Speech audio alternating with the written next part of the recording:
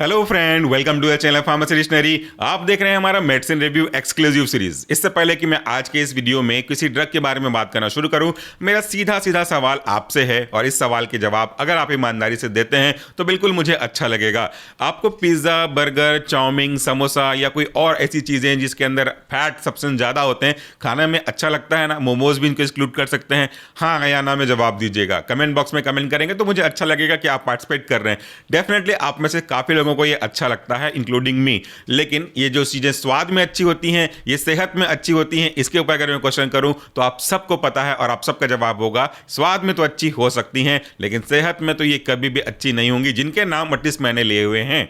ऐसे ही और कैसे कई सारे कैफेटेरिया डाइट हैं जिन्हें हम आज यूज करते हैं। आज से पहले अगर हमारे दादा दादी के जमाने में जाएंगे तो ये सब चीजें नहीं हुआ करती थी, उस समय नहीं हुआ करती थी, इसलिए उनकी बॉडी में काफी चीजें जो पैरामीटर हैं वो ऑलमोस्ट नॉर्मल वैल्यू पे जाया करता था। ये फैट, हार्ट अटैक, कोलेस्ट्रॉल जमा हो जाना, मोटापा हो जाना, ये बहुत कम सुनने को देखने को मिलते थे। ऐसा नहीं कहूंगा कि नहीं देखने को मिलते थे, बट बहुत कम देते थे आज की कंपैरेटिव टाइम में। तो आज के केस में ऐसा क्यों हो गया? क्योंकि ये सब डाइट भले ही इकलौते रीजन ना हो बट बहुत बड़े रिस्क फैक्टर तो हैं।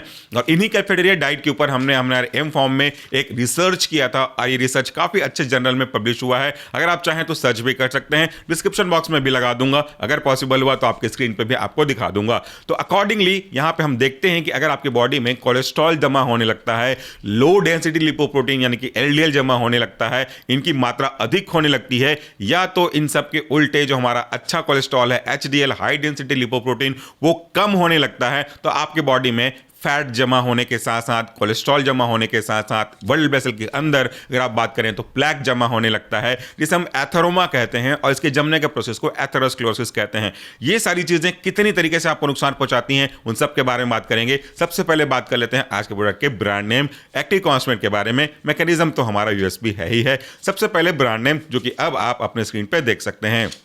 आज हम बात करने वाले हैं रोजानेक्स गोल्ड 10/75 के बारे में, जैसे बनाने वाली कंपनी है आपकी कैल्पर जोविया।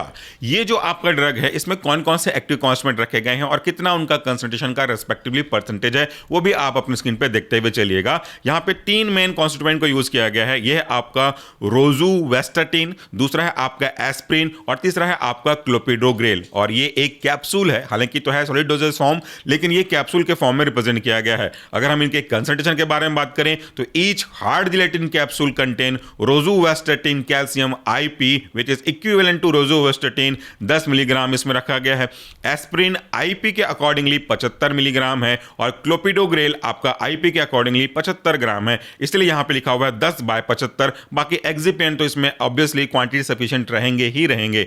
अब यहां पे हम बात कर लेते हैं दो चीजों का कि आखिर हार्ड जिलेटिन कैप्सूल क्या होता है। मैं ज्यादा डिस्कस करता नहीं, फार्मास्यूटिक्स का पार्ट है, बट आज मैं आपको बता देता हूं।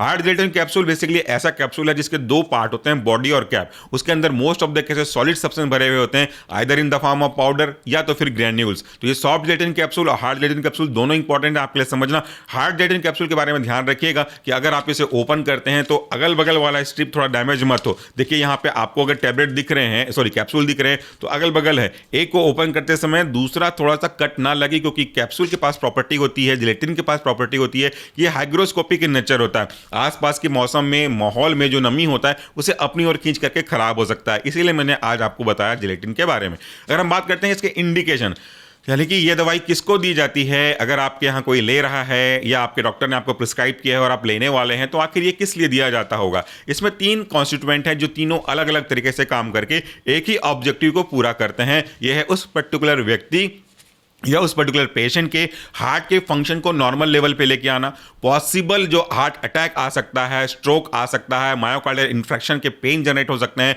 एंजाइनल पेन जनरेट हो सकता है, इसको काफ़ी हद तक कम करने का काम करते हैं। तो अगर आपको ये चीज़ समझ में आ गई तो इससे तो एक चीज़ क्लियर होती है कि ये हार्ट की कोई गंभीर प्रॉब्लम होगी जिसको मैनेज करने के लिए दिया जाता है।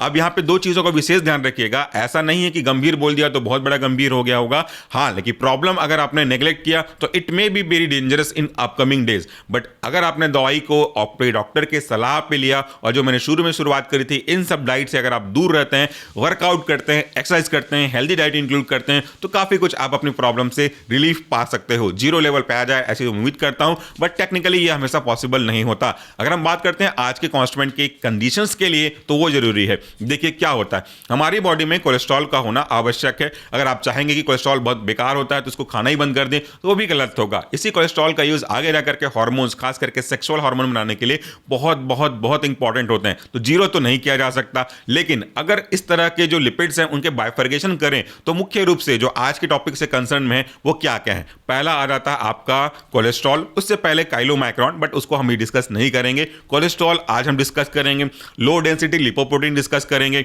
और हम हाई डेंसिटी लिपोप्रोटीन के बारे में बात करेंगे। पहले जो चीज मैंने यूज करी कोलेस्ट्रॉल और एलडीएल यानी कि लो डेंसिटी लिपोप्रोटीन, वो आपके बॉडी के लिए बिल्कुल भी अच्छे नहीं है। कुछ हद तक ठीक है, बट उससे ज्यादा आपके लिए बॉडी के लिए सही नहीं है। ये जब जमने लगेंगे तो आपकी बॉडी के ब्लड वेसल्स में डिपॉजिट होते रहेंगे, खास करके कोरोनरी आर्टरी के पार्ट में। जब ये धीरे धीरे डिपॉजिट होंगे तो पहले तो कैल्शियम का लेयर जमा होगा, फिर इनकी एथेरोमा जमा होगा, फिर कैल्शियम का लेयर जमा होगा, तो एक प्रकार से सैंडविच बना लेंगे और उस पर्टिकुलर पार्ट को ब्लॉक कर देंगे। कोरोनरी आर्टरी क्या होती है आपको पता है? कोरोनरी आर्टरी ऐसी आर्टरी है जो आपके हार्ट को ब्लड सप्लाई करती है। केवल ब्लड सप्लाई नहीं, ब्लड के साथ डिसॉल्व ऑक्सीजन, बाकी न्यूट्रिएंट भी सप्लाई करती है। और आपको पता है कि हार्ट क्या करता है? हार्ट ब्लड और ऑक्सीजन पूरी बॉडी को सप्लाई करता है। तो भाई ये कोरोनरी आर्टरी तो कितना इंपॉर्टेंट हो गया। जो हार्ट पूरी बॉडी का ख्याल रखता है, उसी हार्ट को ख्याल रखने वाले वेसल्स तो हमारे कोरोनरी आर्टरी हो गए। तो अगर उनमें ही प्रॉब्लम होगा तो हार्ट की प्रॉब्लम, और हार्ट की प्रॉब्लम तो मतलब पूरा का पूरा बॉडी का प्रॉब्लम हो जाएगा। तो यहां पे हमको इस कुछ को ध्यान देना पड़ेगा। कोलेस्ट्रॉल के लेवल को कम करना पड़ेगा, एलडीएल के लेवल को कम करना पड़ेगा। उसी के उल्टे जो एचडीएल है, जिसे हम कहते हैं हाई डेंसिटी लिपोप्रोटीन, वो हमारे लिए अच्छे कोलेस्ट्रॉल माने गए हैं। एलडीएल को बैड कोलेस्ट्रॉल बोला जाता है, एचडीएल को गुड कोलेस्ट्रॉल बोला जाता है। तो हमारी कोशिश यह है कि जो गुड है उसे बढ़ाया जाए, जो बैड है उसे कम किया जाए। तो वो काम करने का करता है आपका आज का प्रोडक्ट। इसमें जो पहला कॉन्स्टिट्यूएंट है आपका रोजुवेस्टेटिन, चाहे ये आपका कोई भी रोजुवेस्टेटिन हो, सिमवेस्टेटिन हो, एटोरवेस्टेटिन हो, है तो एक ही क्लास के, जिसका मेन क्लास है एंटी हाइपरलिपिडेमिक ड्रग। और उसके अंदर अगर हम बात करते हैं सब क्लासेस, तो ये काम करता है HMG coenzyme A reductase inhibitor का अकॉर्डिंगली उन्होंने सब क्लास को फॉलो करते हैं। तो आखिर ये काम कैसे करता है? देखिए, अगर आप बात करते हैं आपकी प्रॉब्लम का है, वह है कोलेस्ट्रॉल। तो जिससे कोलेस्ट्रॉल की सिंथेसिस होती है आपका वह मेवोलोनेट है, और उसकी सिंथेसिस करने के लिए कई वाले पाथवे पार्टिसिपेट करते हैं। उसमें से एक है आपका HMG कोएंजाइम ए।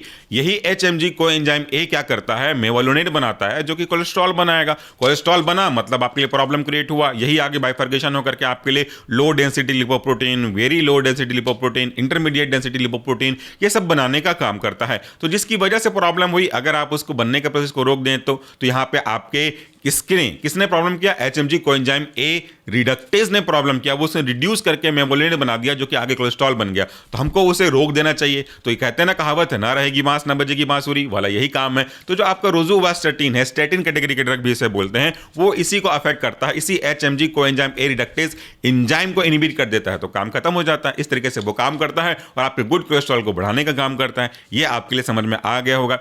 दूसरा जो कॉन्स्टिट्यूएंट है, अपन साथ में चलते हैं। दूसरा और तीसरा जो कॉन्स्टिट्यूएंट है वो रेस्पेक्टिवली एस्प्रिन और आपका क्लोपिडोग्रेल है। एस्प्रिन के बारे में आपने सुना होगा, डिस्प्रिन भी खाया होगा। ये एस्प्रिन बेसिकली पेन किलर का काम करता है, एनाल्जेसिक का काम करता है, non steroidal anti inflammatory drug के अंदर में भी इंक्लूड किया जाता है।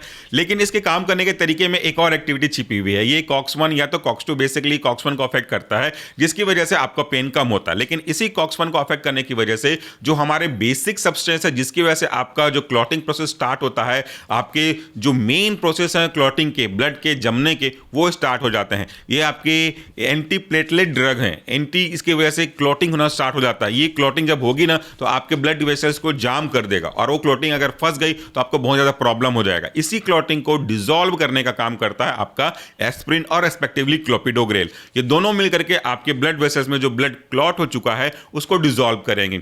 अब कैसे होगा कि देखिए, अगर कहीं पे भी चोट लगती है, या इंटरनल चोट लगे या एक्सटर्नल चोट लगे, और कभी कभी नहीं भी लगने की वजह से ऐसा प्रॉब्लम होता है, ये जो आपका थ्रोम्बोक्सिन A2 है वो डेवलप होने लगता है और उसकी वजह से वहां पे क्लोटिंग का प्रोसेस जो है वो स्टार्ट हो जाता है। क्लोटिंग का प्रोसेस कैसे स्टार्ट होता है थोड़ा शॉर्ट में बताता हूं। धीरे से एक क्लॉट जनरेट होगा, एक टुकड़ा जनरेट होगा, उसके ऊपर धीरे धीरे धीरे धीरे कॉलोनी बिल्डिंग होती जाएगी और वो ब्लड का जो क्लॉट है वो धीरे धीरे प्रोग्रेसिवली बढ़ता जाएगा। अगर ब्लड वेसल का डायमीटर उस रेस्पेक्टिव क्लॉट से ज्यादा है तब तो कोई फर्क नहीं नजर नहीं आएगा, लेकिन अगर वो मूव करता हुआ, इसको क्या बोलते हैं, मूव करता जाता है, तो अगर आपको याद होगा तो इसे हम कहते हैं एक स्पेसिफिक कंडीशन जहां पे वो फ्लोट करता रहता है, इसको बोलते हैं एम्बोलस। जमा हुआ है उस प्रोसेस को, और जो जमा हुआ है उसको थ्रोम्बस कहते हैं, और जो मूव करता रहता है इसे हम एम्बोलस कहते हैं। तो ये आपकी बॉडी के लिए प्रॉब्लमेटिक कंडीशन ला सकता है। तो एज सुन एज पॉसिबल जब कभी भी डिटेक्ट होता है क्लॉट का तो उसको हमको डिसॉल्व करना है, और ये आपके एस्प्रिन और क्लोपिडोग्रेल इसी तरीके से प्लेटलेट के एक्टिवेशन को इनहिबिट करते हैं और आपके ब्लड को क्लॉट होने से रोकते हैं। तो जब ब्लड क्लॉट हो जाएगा तो आपकी क्लॉटिंग की वजह से जो प्रॉब्लम हुई है वो डिसॉल्व हो जाएगी, और आपका रोजुवास्टैटिन